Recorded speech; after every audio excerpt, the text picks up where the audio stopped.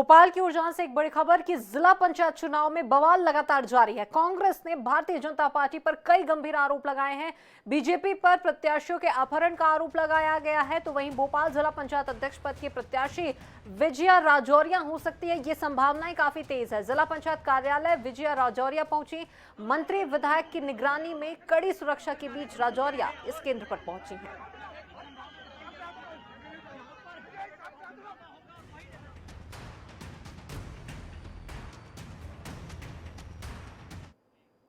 तो चलिए इसी मामले पर क्या कुछ हालात है वहां पर ये हम जानने की कोशिश करेंगे। विशेष संवाददाता अनुराग मालवी हमारे साथ में जुड़ चुके हैं। अनुराग, आपसे जानना चाहेंगे अभी क्या कुछ हालात है, क्योंकि कुछ देर पहले तनावपूर्ण स्थिति यहां पर निर्मित हुई थी, जमकर प्रदर्शन हुआ था, नारेबाजी यहां पर की जा रही थी, झूमा झटकी जैसी स्थिति भी थी। क्या अपडेट अभी? देखिए, अब माहौल अगर देखें तो थोड़ा शांतिपूर्ण है। हम तमाम उन चेहरों को देखते हैं यहाँ पर जो बेहद सुकून से बैठे नजर आते हैं। हम देख सकते हैं मंत्री भूपेंद्र सिंह यहाँ पर मौजूद हैं, मंत्री विश्वास सारंग मौजूद हैं, दोनों विधायक जो राजधानी भोपाल के हैं वो मौजूद हैं, रामेश्वर शर्मा मौजूद है। और ये चेहरे की जो मुस्कुराहट, सर ये जो मुस्कान है ये कॉन्फिडेंस भी है और आप लोग अब लगभग आश्वस्त हैं। देखिए, हम तो लोकतंत्र में मतदाता के मत का सम्मान करते हैं, इसलिए हम तो पहले भी खुश हैं और जीतने के बाद भी खुश रहेंगे। ये रोंटाई का खेल तो दिग्विजय सिंह जैसे लोग करते हैं। देखिए आप कैसा मुंह बनाए खड़े हुए हैं, जैसे दौलत लुट गई हो। तो सर ये तस्वीर में इतना बदलाव क्या है? उस तरफ थोड़ी सी निराशा नजर आ रही है, यहाँ पर एक सकारात्मकता। नहीं, देखिए हम लोग तो जो भी लोकतंत्र में परिणाम आता है इसलिए उसको स्वीकार करना चाहिए। हम लोग तो परिणाम क्या पता नहीं है, पर बैठे एंजॉय कर रहे हैं। जो परिणाम आएगा वो आएगा। हम लोगों ने अपना प्रयास किया, उनने अपना प्रयास किया। अब मतदाता जो निर्णय करेगा वो अभी सामने आ जाएगा। बार बार आपका नाम लिया जा रहा था उस तरफ। जपो जपो, उससे कल्याण होगा, उससे कल्याण होगा। जपो, खूब जपो। नहीं तो ये जप है क्यों, क्या कारण क्या है? करना है तो उनको कुछ तो करना है। बेचारे के पास काम क्या है? कुछ नहीं करना, काम नहीं है तो गाली देना, जो मिल जाए मारना, धमकाना। मेरे को लगता है अब कुछ दिन में इनको एक कंपनी डाल लेना चाहिए कि अपहरण, लूट, हत्याएं, इस सब ये दिग्विजय सिंह का टेंडर खोलना चाहिए करे। क्योंकि जो निर्वाचित जनप्रतिनिधि और महिला जनप्रतिनिधियों को जो धक्का पड़वा सकता है, उठा लो ये बोल सकता है, खींच लो, कैबिनेट मंत्री को धक्का जो पड़वा सकता है, धन्य है दिग्विजय सिंह।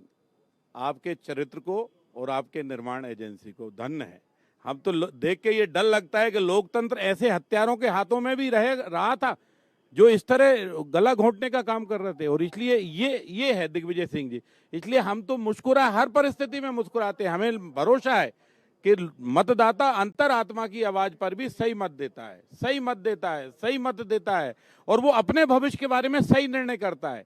वो हमारे भविष्य के बारे में नहीं, वो अपने क्षेत्र के भविष्य के बारे में निर्णय करने का उसको हक अधिकार, वो निर्णय करता है। हम शुभकामनाएं, अच्छा होगा। नगर सरकार के बाद में अब गांव में भी भोपाल में आपको लग रहा है कि आपकी सरकार बन रही है? निश्चित रूप से बन रही है। और जैसा मैंने कहा कि पूर्व में कि कल हमने बेरसिया जनपद को निर्विरोध कराया है, भारतीय जनता पार्टी का वहाँ अध्यक्ष बना है। परसों फंदा के अंदर रामेश्वर जी का और मेरा दोनों का संयुक्त क्षेत्र है, वहाँ पे हमने कांग्रेस को हरा के अपना भारतीय जनता पार्टी का अध्यक्ष निर्वाचित किया है। और जो है यहाँ पर भी जो है हम हमारा जिले के अंदर जो है हमारा अध्यक्ष बनने वाला है। तस्वीर है जिसमें हम कहीं ना कहीं चेहरों पे एक सुकून देख सकते हैं भारतीय जनता पार्टी के दिग्गजों के, जिसमें भारतीय जनता पार्टी में भोपाल के प्रभारी मंत्री भूपेंद्र सिंह, मंत्री चिकित्सा शिक्षा मंत्री विश्वास सारंग, सीनियर विधायक और पूर्व प्रोटेम स्पीकर रामेश्वर शर्मा और भारतीय जनता पार्टी के विधायक, ये चारों चेहरे यहाँ पर बेहद सुकून से बैठे हैं। दूसरी तरफ की तस्वीर भी हम दिखाते हैं, यहाँ कहीं ना कहीं एक तनाव नजर आ रहा है, एक परेशानियां नजर आ रही है, एक टेंशन नजर आ रहा है। ये दूसरी तरफ की तस्वीर है जहाँ पर दिग्विजय सिंह मौजूद हैं, सुरेश पचौरी मौजूद हैं। इसके अलावा अगर हम बात करें तो कांग्रेस के जो अन्य नेता विधायक हैं वो मौजूद हैं। और लगातार जो है कहीं ना कहीं अगले 5 से 7 मिनट में भोपाल जिला पंचायत का परिणाम भी आने वाला है। और उसके पहले की तस्वीरें हैं ये जो बता रही हैं कि किस तरह का ये पूरा माहौल है, किस तरह की ये पूरी परिस्थितियाँ हैं। और ये लगातार सुकून जिस उसमें है, यहाँ पर देख सकते हैं जो चेहरों को इधर से मंत्रणा भी हो रही है और चर्चा भी हो रही है इस बीच में। और सर अब कुछ मिनट बचे हैं सर परिणामों को लेकर। परिणाम तो देखो पता नहीं कहाँ तक सही है, खबर हमारे पास ये आई है 6 लोगों का 4 लोगों का टेंडर वोट हुआ है, ठीक है। और टेंडर वोट में 4 में 3 कांग्रेस के हैं और 1 बीजेपी का है। जिस बीजेपी के वोटर पर भी इनको भरोसा नहीं था, नियमों का उल्लंघन हुआ है। टेंडर वोट का नियम मैं अभी हाल आपको बता देता हूं। टेंडर वोट वही डाल सकता है, डलवा सकता है रादर, जो निरक्षर है।